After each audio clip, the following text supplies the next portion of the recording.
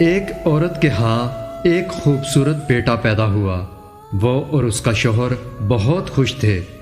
بیٹا تھا تو بہت پیارا، مگر اس کے کان نہیں تھے۔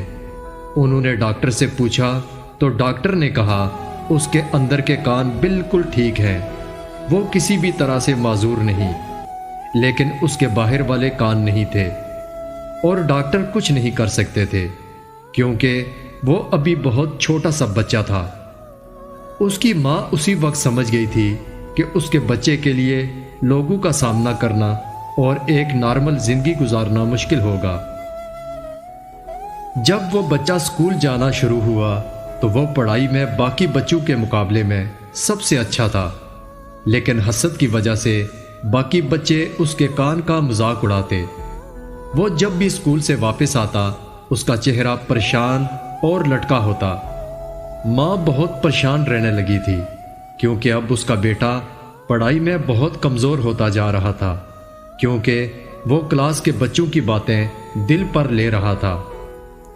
اسکول ختم ہوا تو وہ کالج جانے لگا، مگر وہاں بھی وہ جدھر جاتا سب اس کا مذاق اڑاتے۔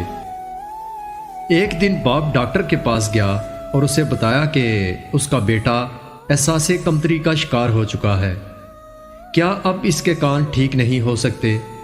ڈاکٹر کہنے لگا کہ ٹھیک تو ہو سکتے ہیں، مگر اس کے لیے کوئی ڈونر چاہیے۔ لڑکے کا باپ ایک سال ادھر ادھر مارکیٹنگ کرتا رہا اور ایک دن اسے ڈونر مل گیا۔ وہ بیٹے کے پاس گیا اور کہنے لگا، چلو ہسپتال چلتے ہیں، تمہارے لیے ڈونر مل گیا ہے۔ بیٹا خوشی سے بولا، اتنا عظیم انسان کون ہے؟ باپ کہنے لگا، اس نے مجھے بتانے سے منع کیا ہے۔ کامیاب آپریشن کے بعد اس کی پڑھائی پہلے کی طرح بہت اچھی ہو گئی اور وہ دیکھنے میں بھی نارمل نظر آنے لگا۔ بہت اچھی زندگی کا آغاز کر لیا تھا۔ بعد میں پھر اس کی شادی ہوئی، بچے بھی پیدا ہو گئے۔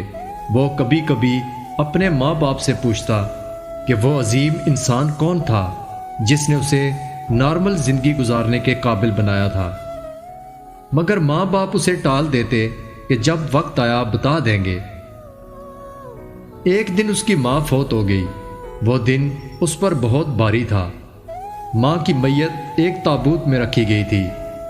باپ اسے تابوت کے پاس لے کر گیا اور ماں کے بال ایک طرف کر کے اس کو دکھایا تو بیٹا داڑیں مار کر رونے لگ گیا، کیونکہ اس نے دیکھ لیا تھا کہ اس کی ماں کے کان نہیں تھے۔